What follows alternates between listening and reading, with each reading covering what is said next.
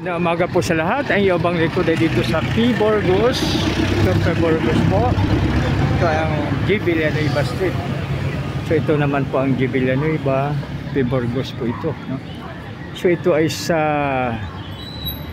ano bang barangay po ito, no? So ito po yata, ito po siya, no? Barangay 55 Zone 07.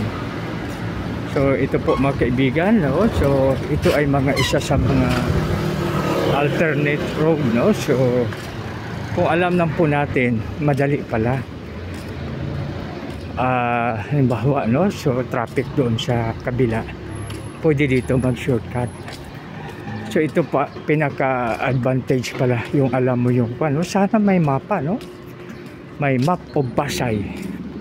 Ito ibang street naman po ito. So yan po mga kaibigan.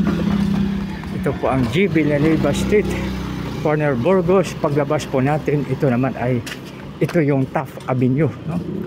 Taft Avenue po, no? So kung halimbawa grabe po ang traffic doon. So yun. Pero sa palagay ko one way po ito, no? From P. Burgos hanggang Taft.